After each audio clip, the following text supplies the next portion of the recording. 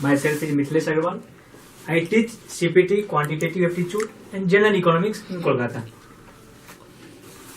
तो आज मैं आपको मेजर्स ऑफ सेंट्रल टेंडेंसी की कुछ इंपॉर्टेंट प्रॉपर्टीज के बारे में बताऊंगा, जो प्रॉपर्टीज आपको next chapter like measures of dispersion, correlation, regression, इनके अंदर भी बहुत इंपॉर्टेंट हैं, लाइक जैसे change of origin and change of scale, algebraic sum of deviation. तो मैं आज आपको इनके बारे में समझाऊंगा कि ये प्रॉपर्टी एक्चुअली किस तरह से डिपेंड करती है। तो मैं आपको ये बेसिकली आज दो प्रॉपर्टीज के बारे में आपको डिस्कस करूंगा। तो लिखेंगे heading properties of mean.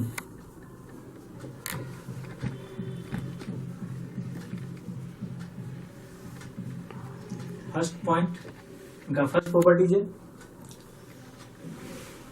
The algebraic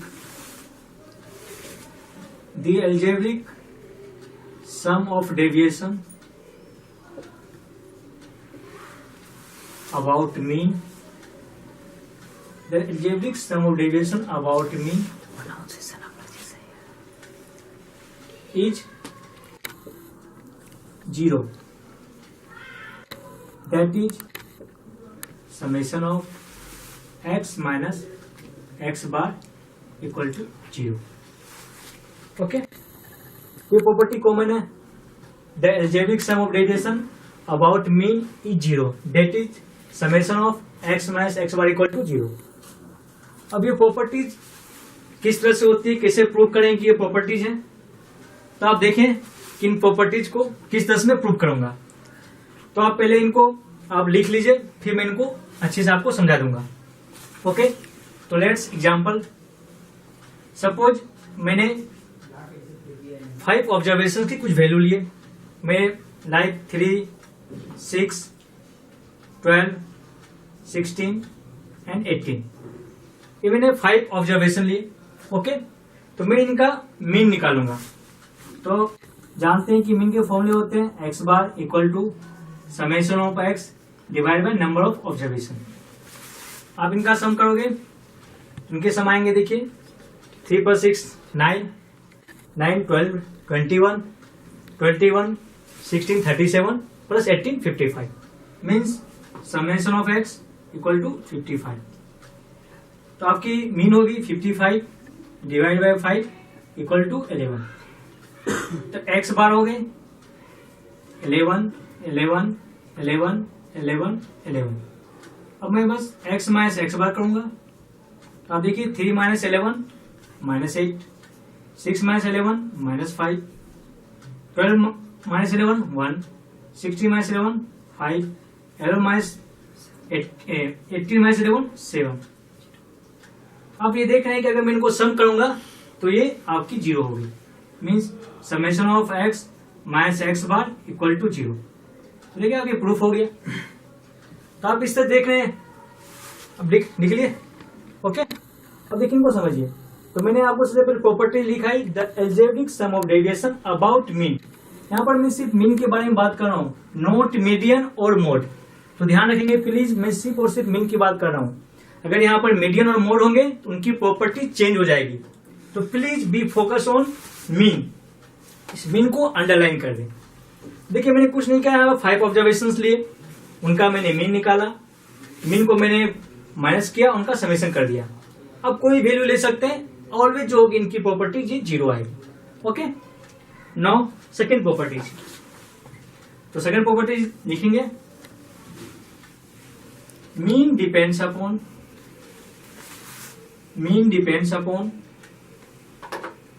change of origin, mean depends upon change of origin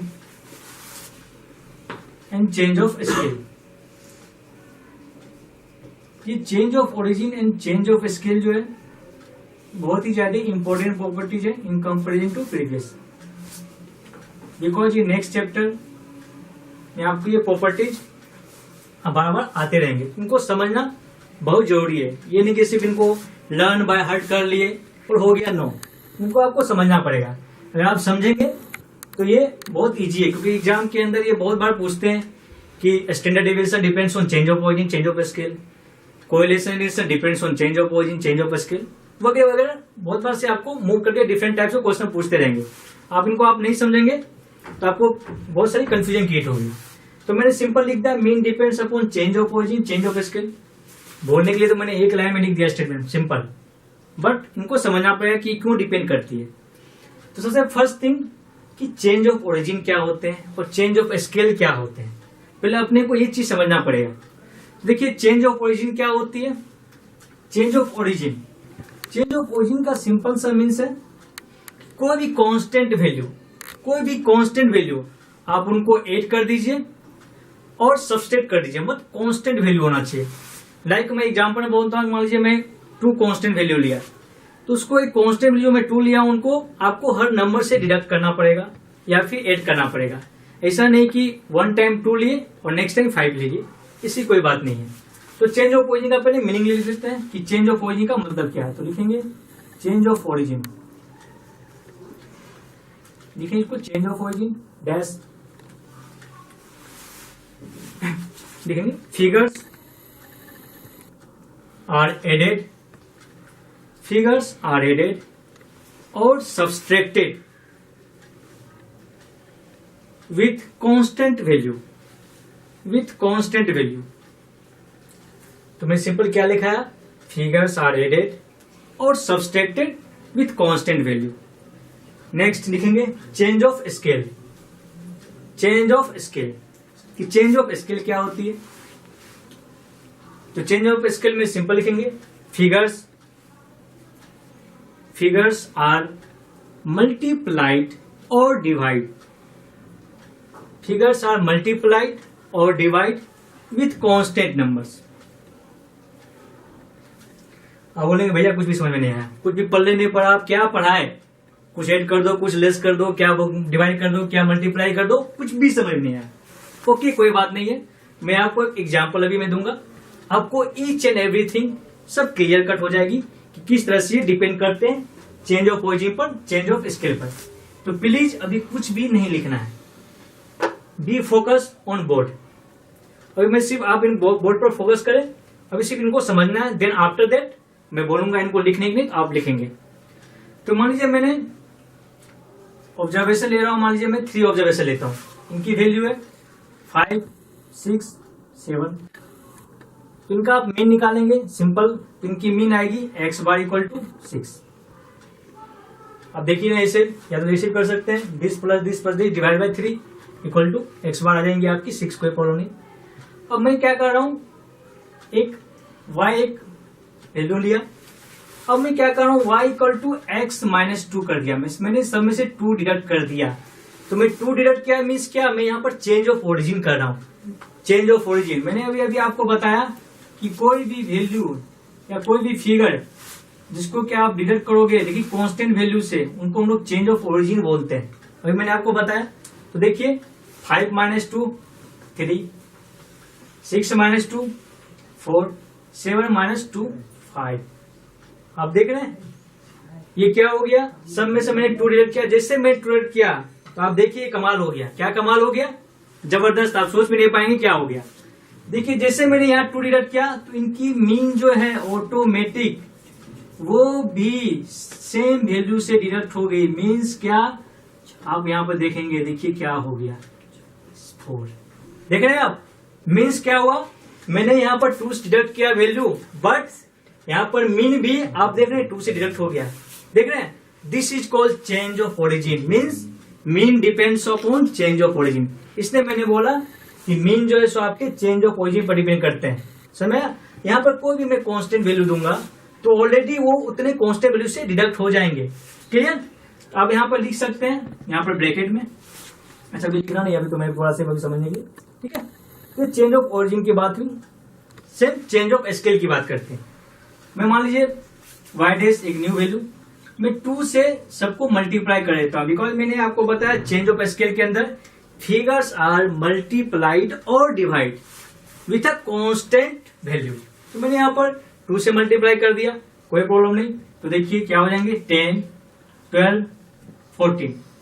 अगर मैं इनका अगर निकालूंगा मीन, तो ये देखिए फिर से क्या हो जाएंगे 2x bar means 2 equal to 6 that is 12। Yes, तो देख रहे हैं यहाँ भी इनका मीन 12 हो गया और यहाँ पे देखिए 6 इंटू 2 क्या मैंने 12 हो गया। तो आप फिर से क्या देख रहे हैं यहाँ पर कि mean depends upon change of scale. तो ये आप देख रहे हैं mean depends upon change of scale. तो this property is very important examination point of view से, समझने के पॉइंट ऑफ व्यू से भी ये बहुत इंपॉर्टेंट है। ओके, तो देखिए मैंने बोला आपको change of origin and change of scale, change of origin change of scale. तो आप यहाँ पे देख रहे हैं चेंज ऑफ ओरिजिन चेंज उसके मैंने एक कांस्टेंट वैल्यू डिडक्ट किया तो ऑटोमेटिक देखिए ये भी यहाँ पर डिडक्ट हो गए और ये देखिए ऑलरेडी उतने आपकी वैल्यू आ गई। मैंने बोला आपको change of scale, change of scale का मीन्स क्या, समथिंग डिवाइड और मल्टीप्लाइड, दिस आपकी ये भी देखिए इक्वल हो गई। तो देयरफॉर मैंने बोला mean depends upon change of origin and change of scale. आप समझ गए अच्छे से? तो अब इनको आप नोट डाउन कीजिए।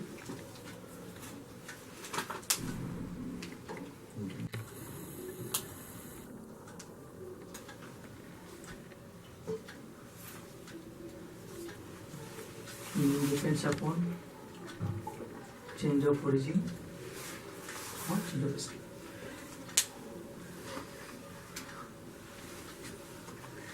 को नोट डाउन कीजिए।